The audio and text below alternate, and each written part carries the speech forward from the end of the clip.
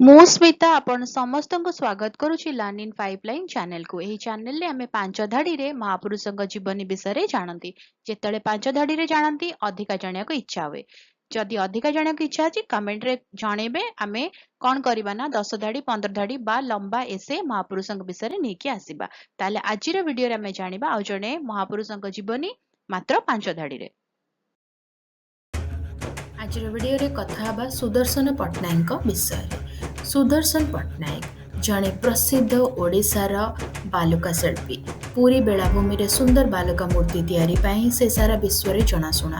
ସେ କୌଣସି ଆନୁଷ୍ଠାନିକ ତାଲିମ ବିନା ବହୁତ କମ୍ ବୟସରୁ ବାଲୁକା କଳା ତିଆରି କରିବା ଆରମ୍ଭ କରିଥିଲେ। ସୁଦର୍ଶନ ପଟ୍ଟନାୟକ ତାଙ୍କର କଳା ପ୍ରାୟତଃ ଶାନ୍ତି, ପରିବେଶ ସୁରକ୍ଷା ଏବଂ ବିଶ୍ୱ ଏକତା ଭଳି ସାମାଜିକ ବାର୍ତ୍ତା ବହନ କରେ।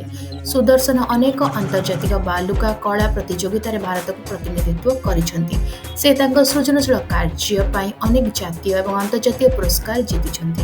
2014 ମସିହାରେ ସେ ଭାରତର ସର୍ବୋଚ୍ଚ ନାଗରିକ ମଧ୍ୟରୁ ଗୋଟିଏ ପଦ୍ମଶ୍ରୀ ପାଇଥିଲେ। ବିଶ୍ୱର ସବୁଠାରୁ ଉଚ୍ଚ ବାଲୁକା ଦୁର୍ଗ ତିଆରି କରିବା ପାଇଁ ତାଙ୍କର Guinness book of world record ରହିଛି। ସୁଦର୍ଶନ ପୁରୀରେ ଥିବା ତାଙ୍କର ବାଲୁକା କଳା ପ୍ରତିଷ୍ଠାନ ମାଧ୍ୟମରେ ଯୁବ କଳାକାରମାନଙ୍କୁ ତାଲିମ ମଧ୍ୟ ଦିଅନ୍ତି। ସେ ଓଡ଼ିଶାର ପ୍ରକୃତ ଗର୍ବ ଏବଂ ଭାରତର କଳାତ୍ମକ ଉତ୍କର୍ଷତାର ପ୍ରତୀକ। ଭିଡ଼ିଓଟି କେମିତି ଲାଗିଲା ମୋତେ କମେଣ୍ଟ କରିକି ଜଣାଇବ। ଯଦି ଭଲ ଲାଗିଲା ତ ଭିଡ଼ିଓ ଟିକେ ଲାଇକ୍ କରିଦେବ, ଭିଡ଼ିଓ ସହିତ ସେୟାର କର, ଚ୍ୟାନେଲକୁ ସବସ୍କ୍ରାଇବ କରି ବେଲ୍ ବଟନ୍ ପ୍ରେସ୍ କରି ନୋଟିଫିକେସନକୁ ଅନ୍ ରଖିଥାଅ। ତାହେଲେ ରହୁଛି ଦେଖା ହବ ଭିଡ଼ିଓରେ। ନମସ୍କାର।